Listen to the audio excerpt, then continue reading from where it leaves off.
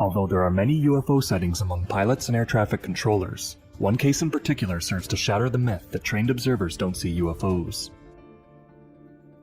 In September of 1976, the Iranian Air Force scrambled 2 Phantom jets to intercept a luminous, shape-shifting object drifting over the capital city of Tehran. But every time the jets approached it, their equipment failed, and the object darted away. The case is exemplary for involving a mix of radar data, physical effects, and multiple independent witnesses, and a classified report proves that it drew attention from the highest levels of the US government, despite official insistence to the contrary. Around 10:30 p.m. on the night of September 18, 1976, Hussein Peruzi, an experienced air traffic controller working at Mehrabad Airport in Tehran, received a call from a woman northeast of the airport who saw a luminous object glowing red, yellow, and orange. It was shaped like a 4-blade fan and seemed to split in 2. A few minutes later, another caller reported a similar object in the same area of the sky, one which also split in 2 and then rejoined as 1. The tower radar was under repair, so Peruzi could not confirm the UFO, but after receiving 2 more calls in the next half hour, he stepped outside to look through his binoculars.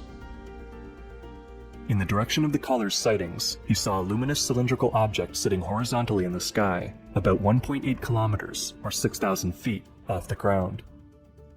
He guessed that it was 8 meters wide, or just over 26 feet.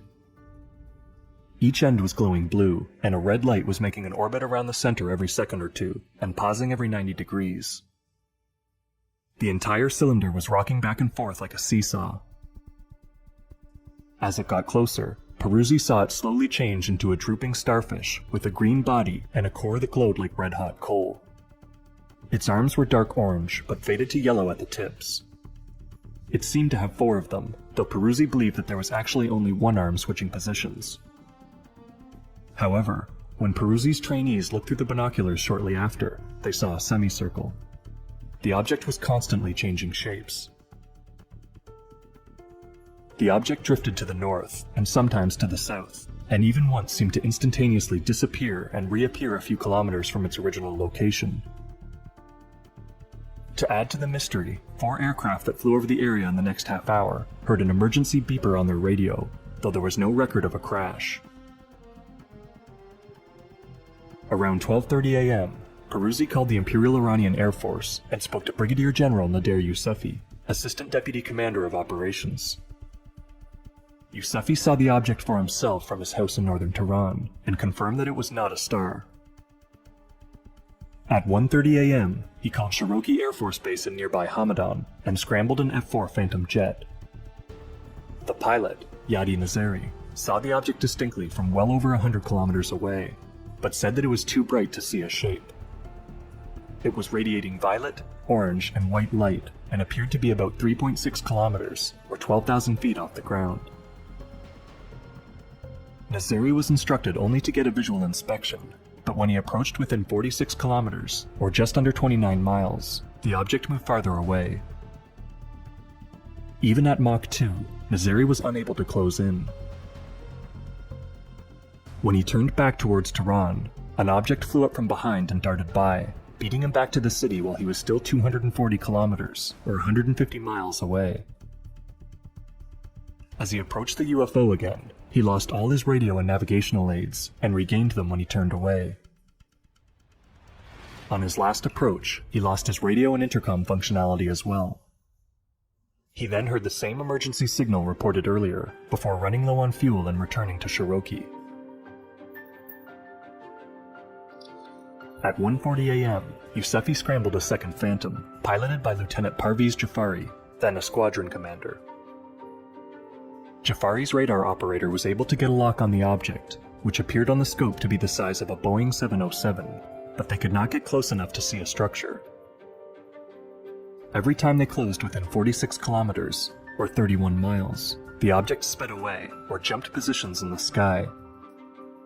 Jafari calculated that it once jumped more than 43 kilometers, or 27 miles, in an instant. It also changed shape again. Jafari said that it was composed of 4 flashing strobe lights in a rectangular pattern, flashing blue, green, red, and orange so quickly that they could all be seen at once. In the center was a red light with a yellow glow. At one point, a smaller ball of light emerged from the UFO and moved rapidly towards the jet. Jafari attempted to launch an AIM-9 heat-seeking missile at it, only to realize that he had lost all weapons control and communications. He turned around and flew back towards Tehran, but the light followed him. Peruzzi saw this light from his tower and watched it fly up behind the jet and pass it overhead. At this moment, Peruzzi lost communication with the pilot, which did not resume until Jafari went into a diving turn and the object broke chase. The light swung around to the inside of his turn, then rejoined the larger UFO, and Jafari later regained the use of all instrumentation. Soon after, Jafari, his radar operator, Peruzzi, and his trainees all saw another smaller object emerge from the opposite side of the UFO and drop quickly down to Earth. The jet's crew watched the light slow in its descent and land gently on the ground, casting a brilliant glow that extended for 2 to 3 kilometers. Jafari said that it looked like daytime, so much so that it took some time for him and his operator to adjust their eyes to the darkness again. They approached the main object, which was orbiting over the landed one, and again lost their navigational aids. Yousefi ordered Jafari to shoot down the UFO, but before the pilot could act on his orders, his firing control panel went dead. As he ran low on fuel and began his return to Mehrabad, he had communication and navigational failures in the same place outside the airport, and strong interference on the radio. The one commercial flight that landed in that time experienced the same thing. In descent, Jafari saw another cylindrical object with lights at the ends and a flasher in the middle fly up behind him and pass him overhead.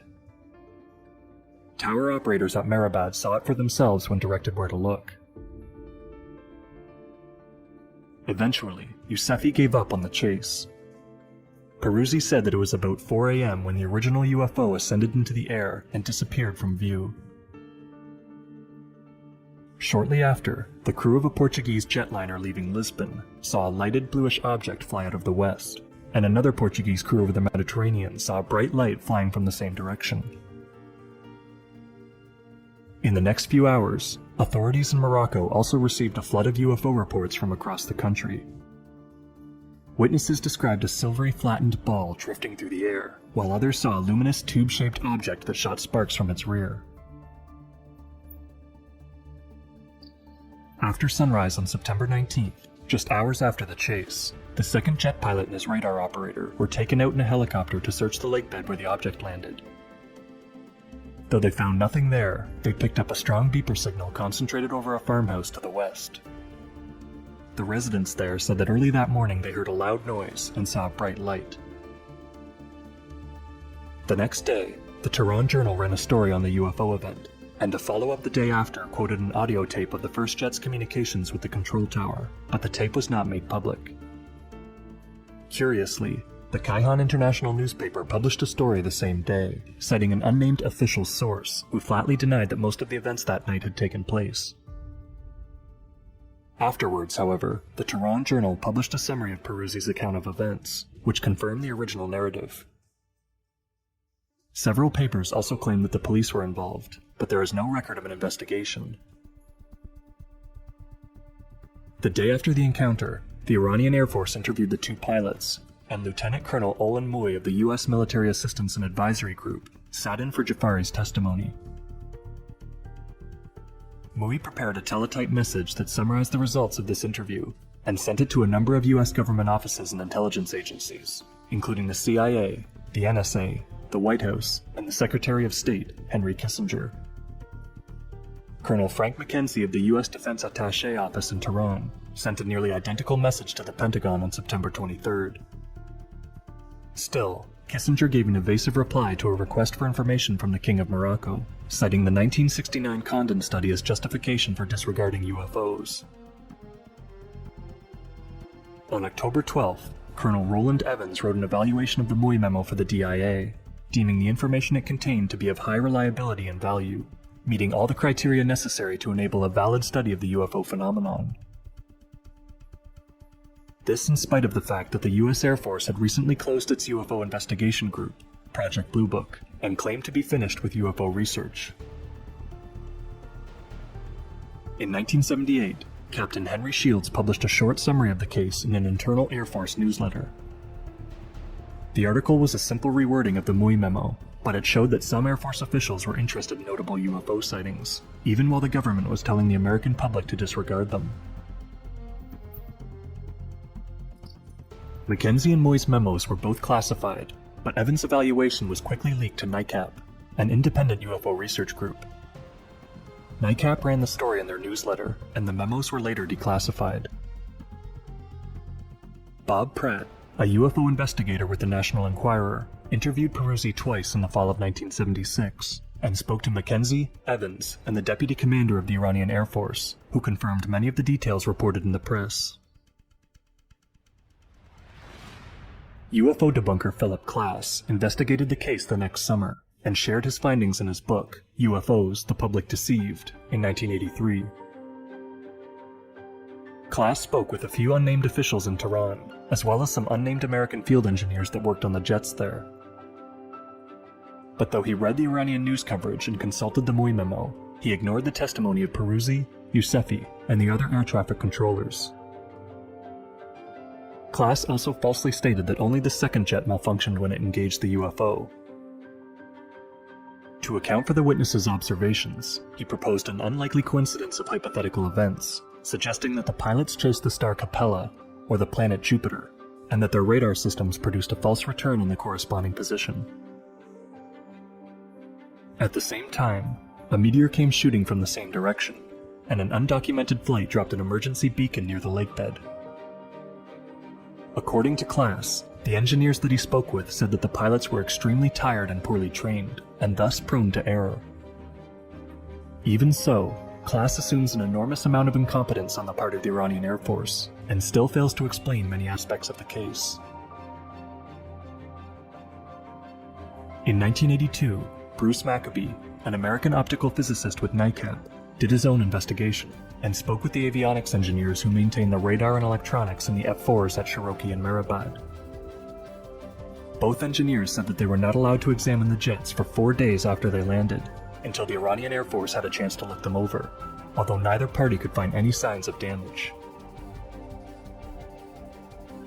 The engineer at Mehrabad at first believed that the radar returns were reflections off a distant mountain peak, but rejected the idea when he learned that they lasted for more than a few seconds, as a ground return would. By Maccabee's calculations, the lock lasted for more than 48 seconds. The Iranian government made a film about the incident, starring most of the real-life witnesses.